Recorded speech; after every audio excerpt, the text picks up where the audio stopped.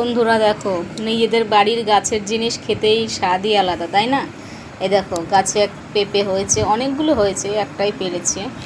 আর এই যে একটা চাল কুমড়ো, এই নিয়ে আমরা 4-5টা চাল কুমড়ো খেয়ে ফেললাম। এই যে গাছের লেবু ছিঁড়ে নিয়ে এসে, একটাই ছিঁড়ে নিয়ে এসছে। আর এই যে কটা লঙ্কা তুলে নিয়ে এসছে। আর এই যে কলা গাছ কেটেছি, সেই কলা গাছের থেকে ফোড় এনেছি। সব বাড়িরই সবজি, বুঝেছো? বাড়ির সবজি বলেই তোমাদের দেখালাম। এই সমস্ত সবজি বলো খেতে কত ভালো লাগে, যে স্বাদই আলাদা। এতে কোনো সার ওষুধ কোনো কিচ্ছু নেই, কোনো ভেজাল নেই। আর বাড়ির জিনিস আনন্দ, মানে বাড়িতে এটা হয়েছে একটা আনন্দই আলাদা, তাই না? তাই বাড়িতে গাছ লাগালে পয়সা দিয়ে কিনেও খেতে হয় না, বিনা পয়সায় পাওয়া যায়, সার ওষুধ ছাড়া খাঁটি জিনিসটা পাওয়া যায়। কত ভালো লাগে বলো তো?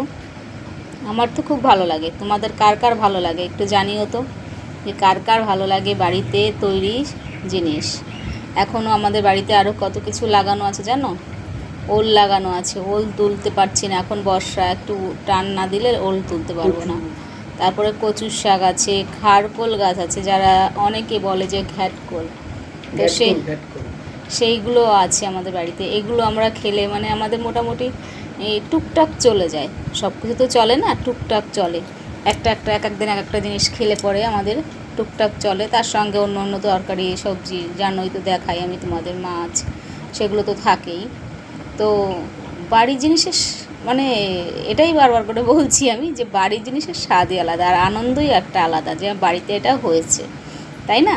তো তোমাদের বাড়ির কার কার বাড়িতে হয় একটু বলো, জানি। এই ঝিঙাগুলো, এই যে দেখতে পাচ্ছ, ঝিঙাগুলো কিন্তু কেনা, ওগুলো আমাদের বাড়ির গাছে নয়। কাঁকরোল গাছ আছে আমাদের বাড়িতে, কাঁকরোল গাছ আছে। ঝিঙা গাছও লাগিয়েছিলাম এর আগে, কিন্তু খুব জঙ্গল হয়ে যায়, বর্ষা আসলে জঙ্গল হয়ে যায় কাঁকরোল গাছে, ঝিঙা গাছে। সেই জন্য কাঁকরোল গাছ আছে এখনও, কিছুদিন আগে তুলেছিলাম, এখন আর শেষ হয়ে গেছে, পোকা ধরে গেছে।